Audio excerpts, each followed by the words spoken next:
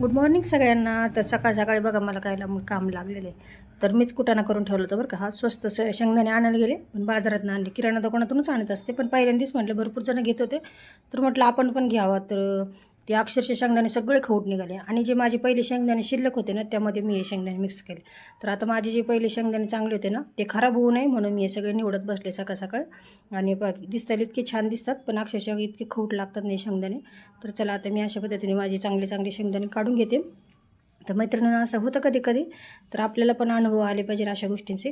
तर पुन्हा नाही असं स्वस्तातलं पाहायला गेलं ना, लकीली एखादी गोष्ट लागते चांगली बरं का. पण मला हे शेंगदाणे फार खराब लागले. तर चला आता अशा पद्धतीने शेंगदाणे निवडून घेतले. तर भाजीला लसूण पण निवडलेले, लाईट गेली होती म्हणून बसले होते, मसाला काढून ठेवला होता फ्लावरचा. तर म्हटलं शेंगदाणे तरी निवडून घ्यावा आपले.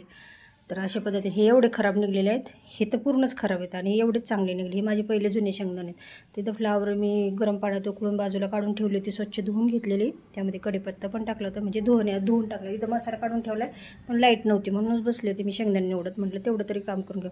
तोपर्यंत इकडे काय केलं, कारलं कालचं उरलेलं होतं, पित्राला आणलेले कारलं होते, त्यातलं एक कारलं उरलेलं होतं.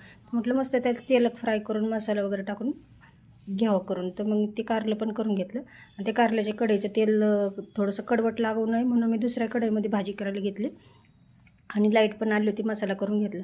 आणि ते ना मी हळद आणि मसाला टाकलेला आहे परतलेला. आणि हा आपला काळा मसाला. तर काळ्या मसाल्याची फ्लावर आम्हाला आवडते बरं का, छान लागते काळ्या मसाल्याची फ्लावर. इकडे मी पाणी पण कोमट करायला ठेवलेलं आहे. इकडे छान मस्त मसाला परतून घेतला. आता पाणी पण थोडं जास्त गरम झालं, पण हरकत नाही, फ्लावर थोडी पटकन शिजन आपली. आणि अशा पद्धतीने मस्त अशी फ्लावरची भाजी केली. तर आमच्या इथं मणी माऊ आहे ना, माझ्या पायाखाली मध्ये स्वयंपाक होसर तिला रागवले, तर बघा पातेल्यावर येऊन बसली इथं कशी. तर असे मणी माऊ आहे ना, स्वयंपाक होसर माझ्यापासून हटतच नाही ती, किती रागवलं तरी. तर इकडे कारल्याच्या चकल्या केल्यात, मस्त अशी फ्लावरची भाजी केली. आणि आता मी मस्त चपात्या करायला घेते. तर चला बाय, भेटूया पुढच्या व्हिडिओमध्ये. अशीच